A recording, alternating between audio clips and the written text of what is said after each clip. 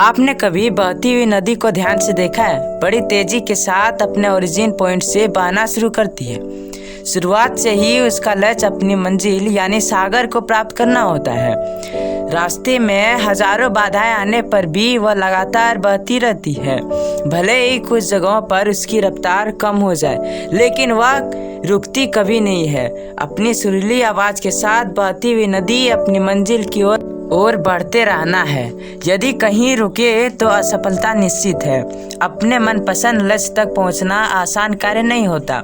यदि आसान होता तो आज दुनिया के सभी लोग सफल होते। सफलता के रास्ते में बहुत सी बाधाएं सामने मुंह फैलाए खड़ी मिलती है। यह बाधाएं हमें रोकने की पूरी कोशिश करती है।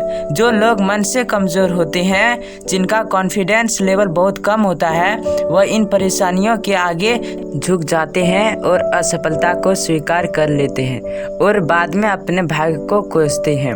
लेकिन आप जैसे वीर लोग इन परेशानियों का सीना तान कर सामना करते हैं। भले ही टारगेट तक पहुंचने की स्पीड में कुछ समय के लिए कमी आ जाए, लेकिन रुकते नहीं, कभी नहीं है।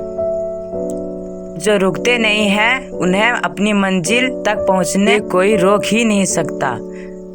हमेशा समय चलता रहता है, इसलिए दुनिया का हर इंसान समय का गुलाम है। हवा हमेशा चलती रहती है, कभी कम रफ्तार से तो कभी तेजी से, लेकिन रुकती कभी नहीं है।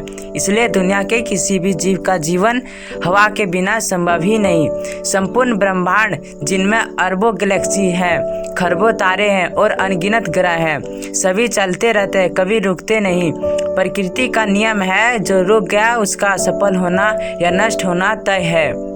यदि आप अपने गोल को प्राप्त करना चाहते हैं तो आज से ही अपनी कमर कस लीजिए और खुद से वादा कीजिए कि रुकना कभी नहीं है। विवेकानंद जी ने सही ही कहा है, उठो, जागो और लक्ष्य प्राप्ति तक मत रुको।